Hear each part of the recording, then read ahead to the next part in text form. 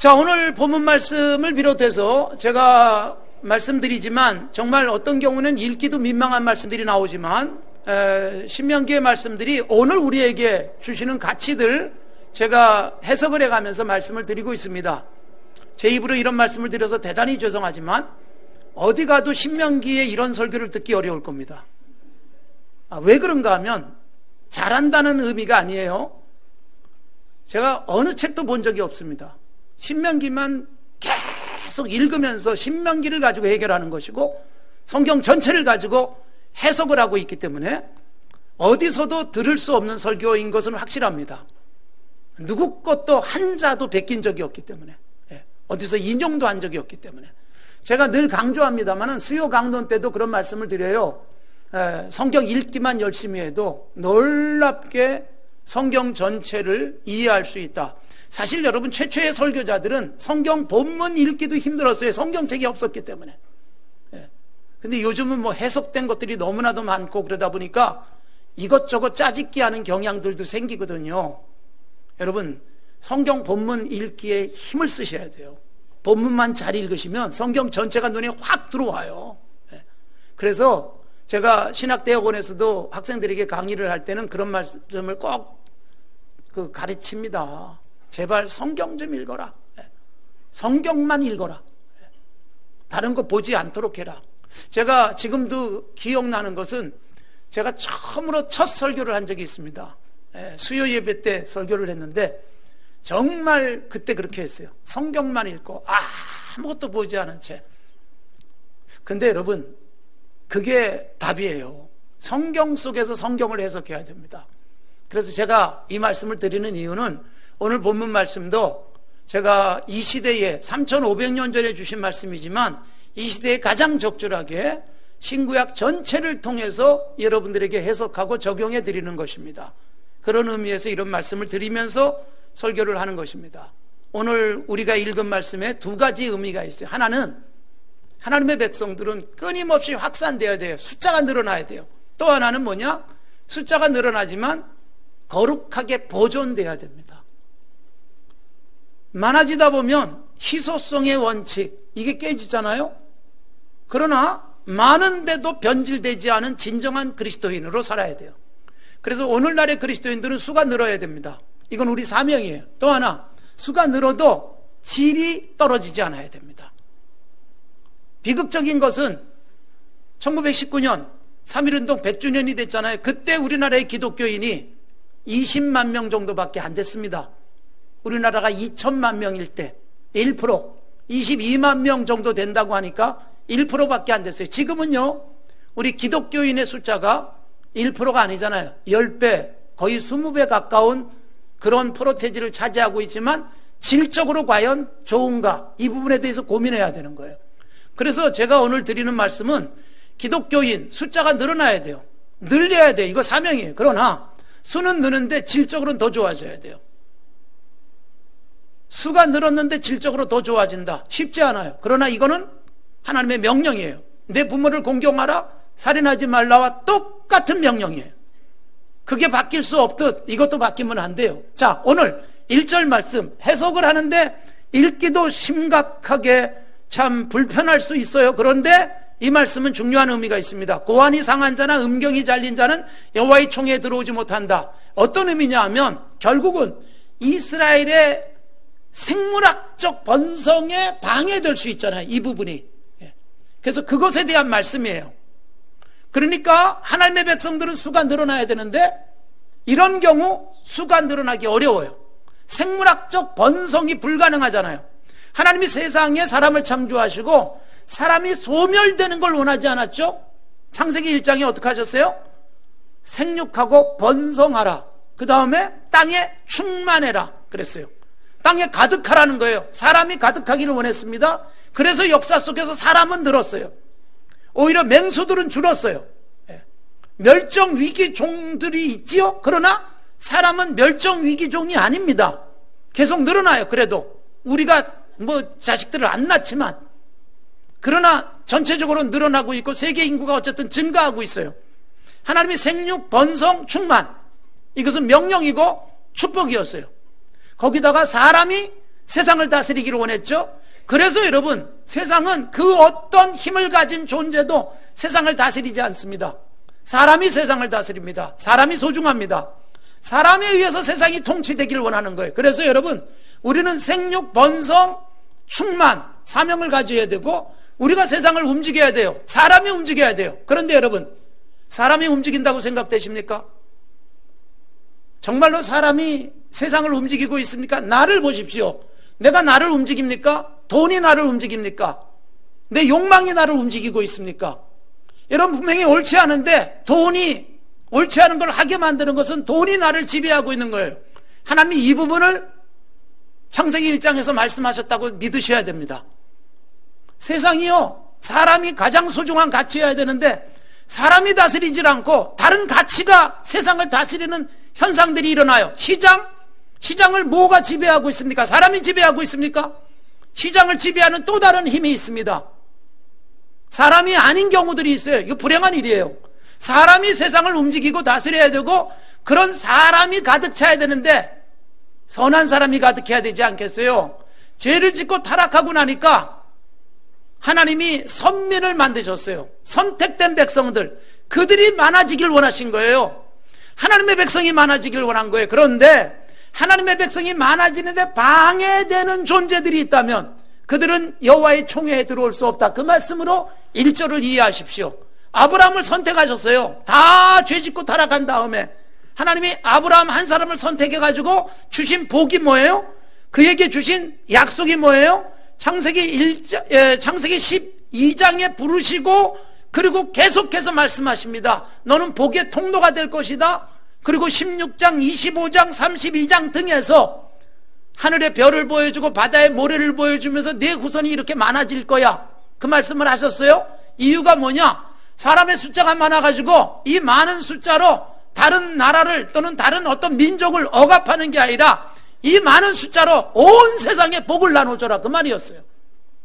아브라함은 번성해야만 되는 사명도 가졌고 복도 받았습니다. 약속을 받았습니다. 그래서 창세기에서 보면 아브라함의 후손 야곱의 가족이 애굽으로 이민을 갑니다.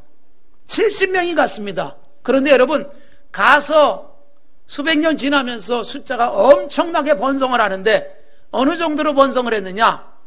애굽 사람들이 막 걱정할 정도로 번성을 했어요. 얼마나 번성의 속도가 빠른지. 그래서 지금 미국에서 트럼프의 정책이 이민자를 막는 정책이잖아요. 멕시코 장벽 치고, 그리고 이민자인 의원들을 향해서도 막 떠나라 그런 소리를 할 정도인데, 이거 뭐 사실은 그렇게 성경적으로 옳지 않습니다. 성경적으로는 모두를 포용해야 돼요.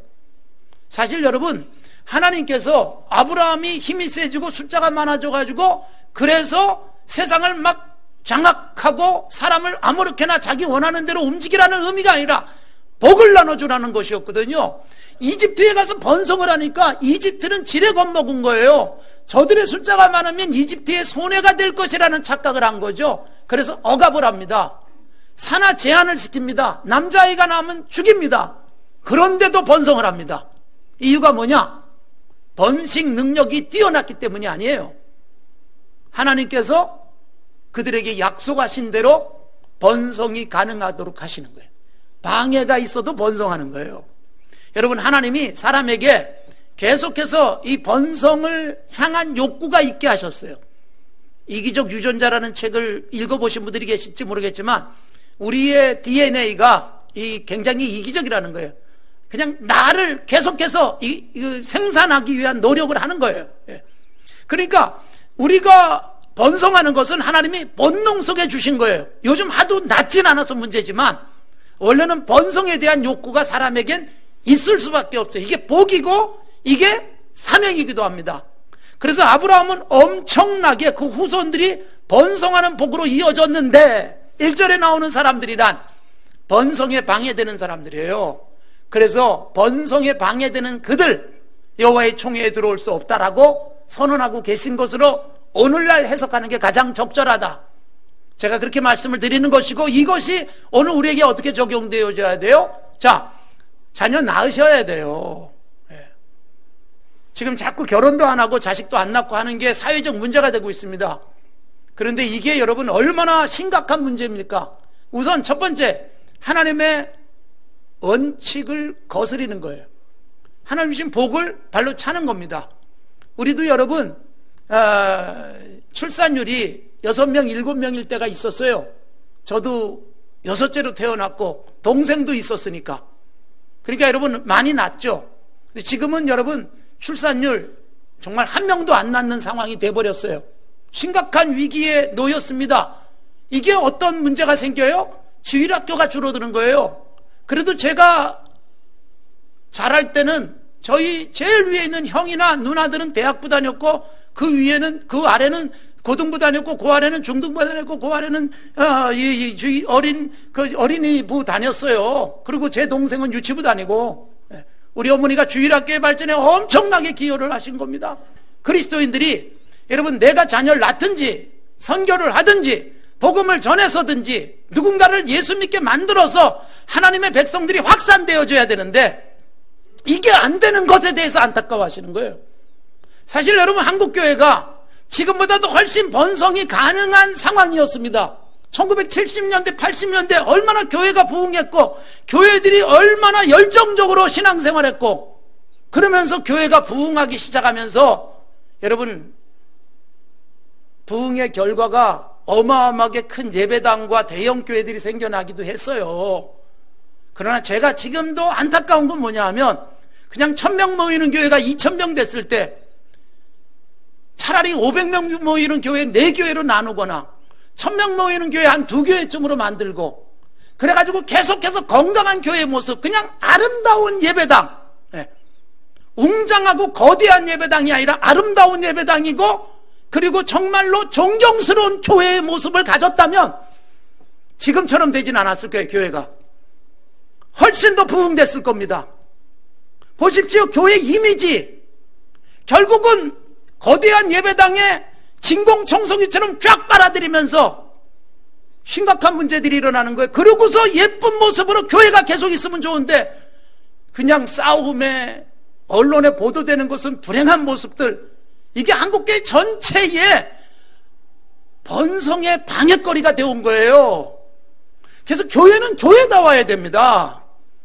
교회가 얼마나 큰가, 교회가 얼마나 부흥했는가의 문제가 아니라 얼마나 교회다운가, 이게 전 세계에 하나님의 백성, 그게 하나님의 나라잖아요. 그게 확산되어질 수 있는 가장 중요한 열쇠인 거죠. 지금으로 말하면 얼마나 큰가가 아니에요. 이 말씀을 그대로 적용하면 얼마나 교회다운가. 그래서 교회다운 모습 때문에 주변에 있는 사람들에게 교회로 들어올 수 있도록 문을 열어주는, 마음 문을 열어주는 역할과 기능을 해야죠. 그래야 교회가 교회다운 거고, 그게 진짜 여호와의 총회, 하나님의 나라 속에 포함되는 교회라는 것입니다. 우리라도 하나님 앞에서 각성을 하면서 교회를 교회되게 만들어야 돼요. 미셔널 처치, 선교적 교회의 모습을 만들어가는 거예요. 그래서 선교적 교회란 선교사 보내는 교회를 의미하지 않습니다. 우리가 있는 그 자리에서 주변에 영향을 미쳐서 나로 인해서 누군가가 예수 믿게 만들고, 우리 교회가 초라하고 그렇게 웅장하진 않지만 그러나 너무 아름다운 교회고 하는 일들마다 사람들이 존경스러워서 교회에 나오고 싶게 만들고, 최소한 교회는 안 나와도 교회에 대해서 비토 세력은 되지 않아야죠. 안티크리스찬은 되지 않아야죠. 교회는 안 나와도 최소한 교회에 대해서 부정적 인식은 갖지 않게 만드는, 그게 교회의 모습이어야 되는 거죠. 불행하게도 안티크리스찬들이 생겨나는 거예요. 교회에 대해서 적대적인 사람들이 생겨나는, 이거 불행한 일입니다. 하나님의 총회 속에 과연 들어갈 수 있을까? 그런 모습을 가진다면. 그래서 여러분, 끊임없이 생산적이어야 됩니다. 그 생산적이란 자녀를 낳고 자녀를 키우고 하는 부분을 포함해서 영적 자녀의 출산이에요. 자식을 낳지 않았던 바울 사도는 내 아들 디모데, 내 아들 디도 있었어요. 영적 자녀예요. 로마 감옥에 갇혀서 감옥에서 낳은 내 아들 오네시모, 빌레몬서에서 표현하고 있는 거예요. 그러니까 자식을 직접 낳지 않아도 영적 출산, 이게 정말 여호와의 총회 안에 들어올 수 있는 건강한 기능을 하는 그리스도인이요 하나님의 백성이어야 하는 것입니다. 그래서 이 부분에 대한 말씀, 제가 1절을 그렇게 해석하고 오늘 우리에게 적용하기를 바라고, 2절부터 8절까지의 말씀은 보존이에요. 보존. 자, 하나님이 차별적인 말씀을 하시는 것 같아요. 사생자는 여호와의 총회에 들어올 수 없다.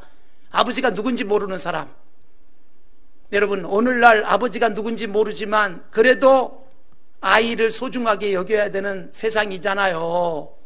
예? 아이를 버리기도 하고 그런 안타까운 일들이 어쩔 수 없이 계속됩니다. 이것을 너무 가슴 아파해서 베이비 박스라는 것도 생겨났어요. 우리 교회에서 멀지 않은 곳에 있습니다. 거기에 후원도 해주고 그러는 사람들이 생겨나고, 아이를 버려야 되는 엄마들이 베이비 박스에다가 안전하게 버리도록 해주는 거죠. 찬반 논쟁이 있었습니다. 싱글맘, 미혼모, 안타까운 일이지만, 그러나 여러분, 하나님이 그런 사생자, 미혼모, 뭐 이런 것에 대해서 차별하시는 말씀이 아니에요. 이건 어떤 의미냐? 도대체 아버지가 누군지 모를 것 같은 삶을 살고 있는 그리스도인이 있단 말이에요. 하나님이 아버지여야 하는데, 예수님이 여러분 이스라엘 백성들을 보면서 뭐라고 말씀하셨는 줄 아세요? 너희가 아브라함의 자손이라고? 도무지 모르겠다. 너희들 하는 짓을 보니까 너희 아버지가 마귀 같다. 요한복음 8장 44절에서 그 말씀을 하세요.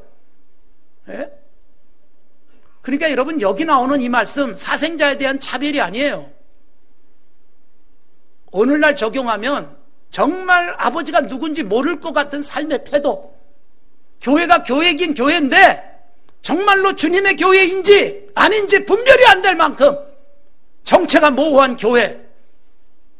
3절에 보면 암몬 사람과 모압 사람, 그리고 또 이어지는 말씀 7절 8절에 보면 에돔 사람, 애굽 사람에 대한 말이 나와요.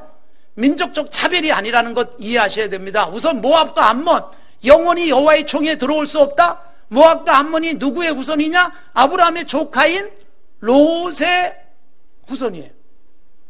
롯이 자기 딸들을 통해서 낳은 자식들, 출생에 있어서 참 건강하지 않습니다. 그러나 그것 때문만은 아니에요. 그들이 무슨 짓을 했느냐? 이스라엘이 출애굽을 하고 가나안 땅 정착하기 전에 괴롭혔어요. 심지어 여러분, 모압 평지에서 아예 저주까지 합니다. 말하자면 주술을 걸어서 이스라엘을 저주하려고 하는 그런 일들을 해요. 여러분, 나그네로 힘들게 살아가고 있을 때 먹이고 마시게 해야 되는데 그걸 안 한 모압과 암몬에 대해서 말씀하세요.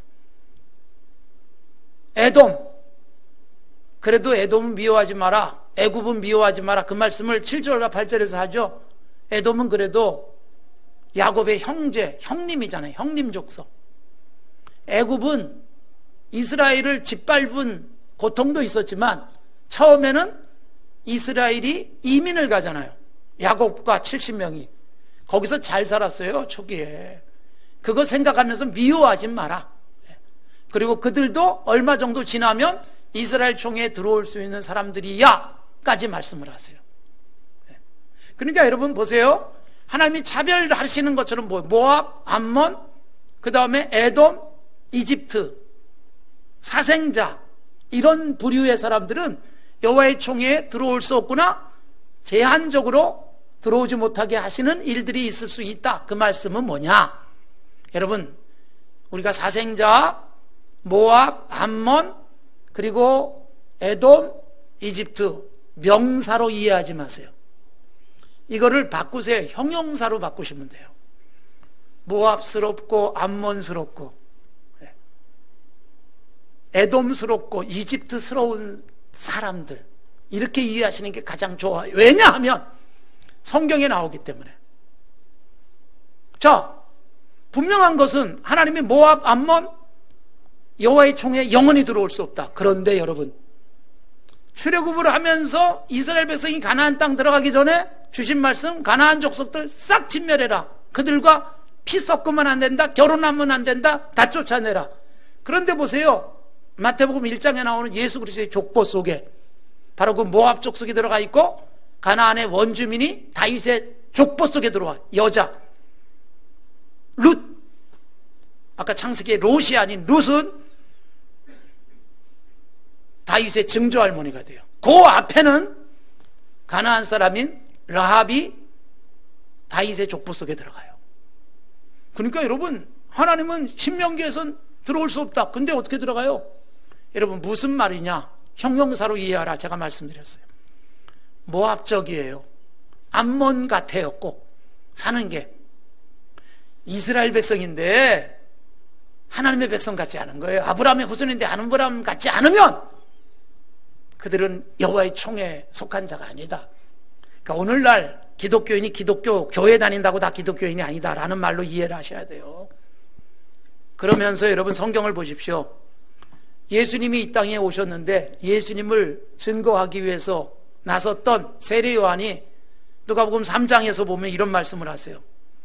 세례 받으러 오는 사람들에게, 여러분 참 이런 영적 권위가 필요할 것 같아요. 세례 받으러 오는 사람들에게, 독사의 자식들아, 독사의 자식들아, 그렇게 외치면서 회개에 합당한 열매를 맺어라. 너희가 아브라함의 후손이라고? 아브라함이 너희 조상이라고 자랑하지 마라. 아브라함의 후손이면 아브라함 후손답게 살아야지. 그러면서 하나님은 무엇 가지고도, 돌 가지고도 아브라함의 후손을 만들 수 있다. 그 말씀하세요. 돌, 그게 단순하게 돌이 아니잖아요. 돌덩이가 아니라 너희들이 돌같이 여기는, 무가치하게 보이는 이방 사람도, 모압이든 암몬이든 애굽이든 에돔이든 로마든 헬라든 누구라도 하나님이 믿음을 가지고 엎드리기만 하면 하나님의 백성 만들어 줄 수 있다. 이 말씀을 신약을 열면서 주시는 거예요. 예수님이 사역하기 전에 그 말씀을 하셨고, 예수님도 그 말씀을 끊임없이 하세요. 특히 종교적인 사람들, 유대의 전통성에 살아가는 바리새인 서기관들을 향해서 오히려 화 있을진저 가장 아브라함의 후손으로서 부끄럽다고 생각되는 사람들을 끌어안아 주세요.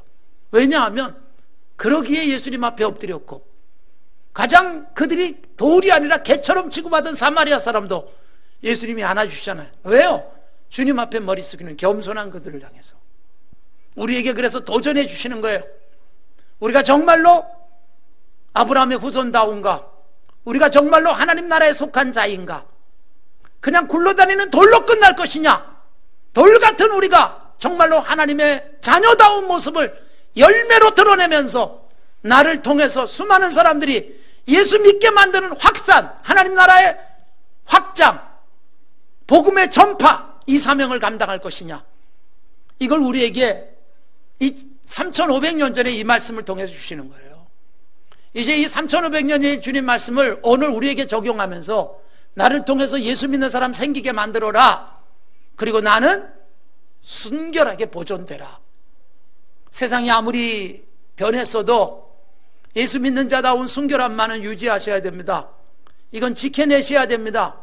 그것을 가장 지켜낼 마지막 힘이 예배예요. 그래서 제가 계속 강조하지만 예배자로 사십시오. 하나님을 제대로 예배하는 삶을 살아가면 하나님이 나를 통해서 산돌처럼 세상을 움직이고 세상에 영향을 미치고, 그리고 거룩한 열매를 맺게 만들고, 누군가에게 도전을 줘서 예수님 안으로, 하나님의 나라 안으로 들어오게 만드는 사명을 감당할 수 있는 그리스도인으로 살게 하실 겁니다. 그 사명 감당하십시오. 내가 나를 그리스도인답게 보존하시고 나를 통해서 세상에 하나님 나라가 확장될 수 있도록 사명 감당하는 건강한 그리스도인 되어지기를 바랍니다.